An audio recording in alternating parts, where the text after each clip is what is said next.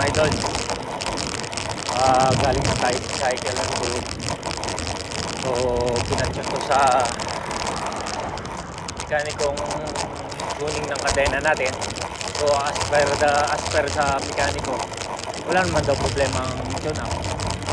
So madumi lang talaga daw ang kadena, kaya kailangan lang linisin. So far mga idol, wala nang binayaran dahil wala naman daw siyang ginalaw sa pagtutunan ng kadena ko. So maraming salamat. Paano? Hindi tayo napagastos doon, matipid tayo.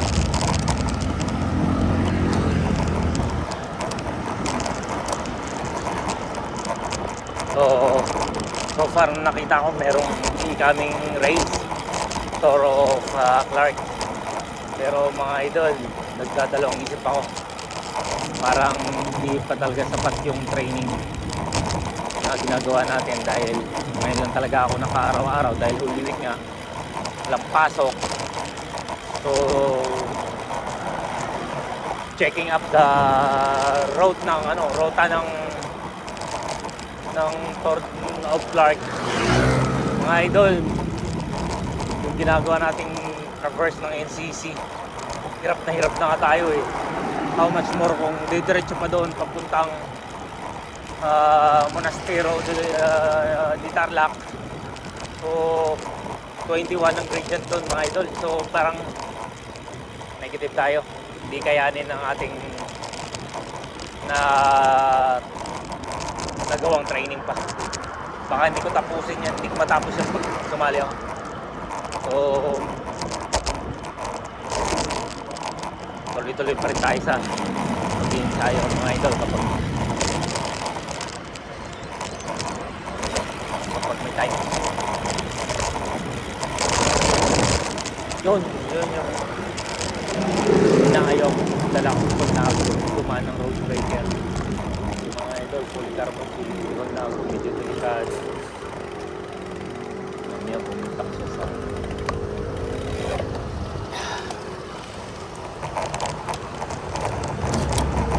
nga natin yung stoplight.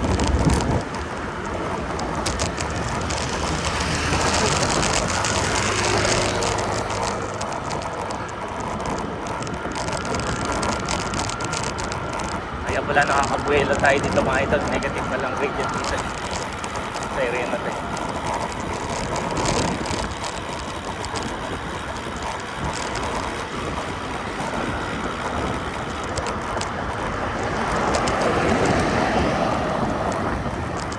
So nag-cross lang tayo dito sa kalsada na to. Hanggang rotonda lang tayo dito.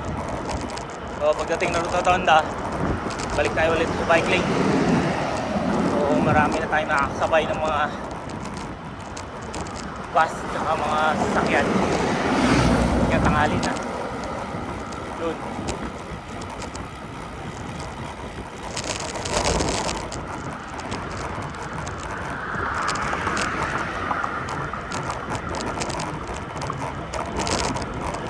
Basta pag may chance na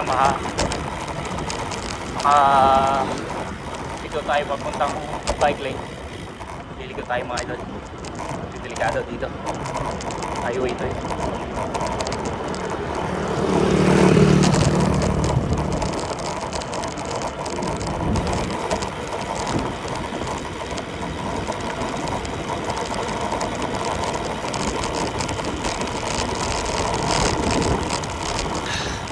So far malamig pa rin yung ating tubig dahil nilagyan ko nila ng yelo galing sa rest namin.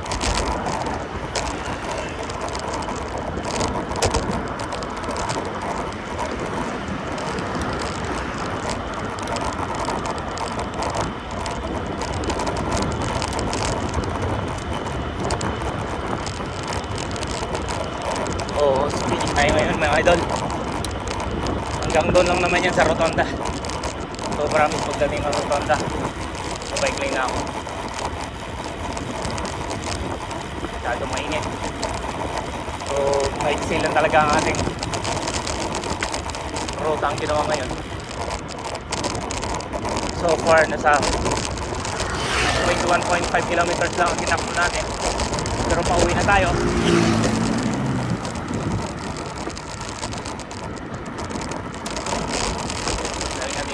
na tayo sa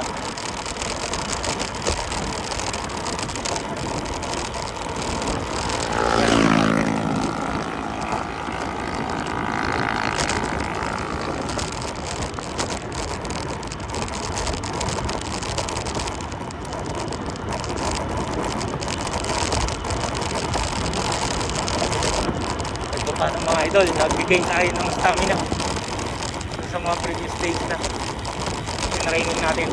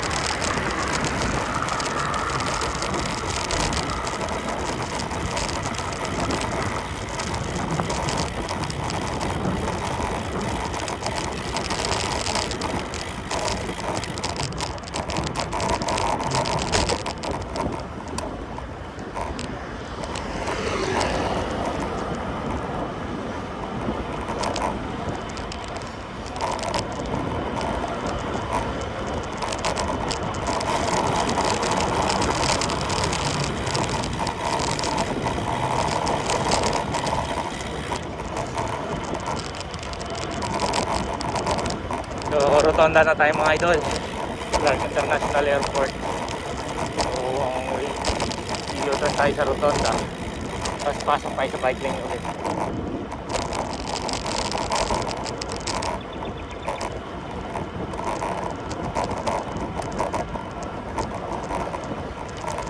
Buwelo tayo.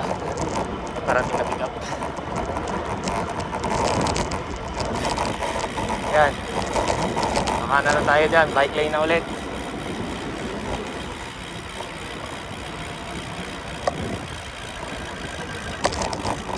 Yun, pasok tayo sa bike lane. So last part ng bike lane ng Clark, palabas ng Mabalakang exit. So mga idol, sa araw na ito nagtatapos ang aking pag-i-ensayo. Hindi lang kasi mainit. Pero kahit pa paano, pinawisan tayo mga idol. Naka-burn tayo ng calories. So makakain na rin tayo ng isla.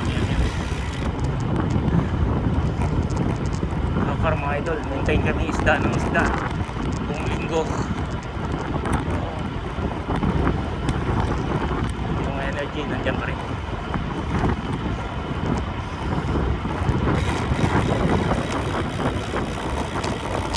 Palit ng tiyan.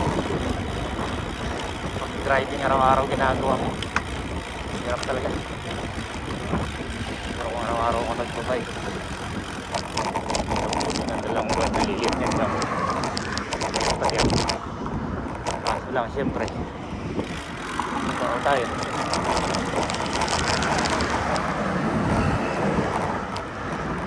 Kaliwalang muna tayo. Yung libre, kanan tayo, gilid para sa iyo.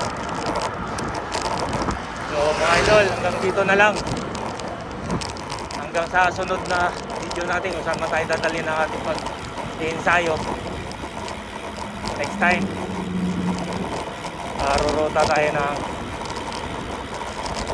Bamban mula sa Balakat, Bamban, then New Clark, then packet ng Tacoga Bridge. I-reverse na naman natin. Yung mga idol, yun yung pinakamahirap na rota. Yung re-reverse ka papuntang Tacoga Bridge. Dahil nandun yung pinaka mga pangaon. Bago ko dumating ng tulay mismo ng Tacoga. So, may gagawin ko Sabado. Siguro sa commit dadaling ko. Hindi mahirap. Naka-carbon ng wheelset ni Palnago. Pag sa Luso, medyo wala. Talo talaga. Nag-warp yung kanyang brake pad liner.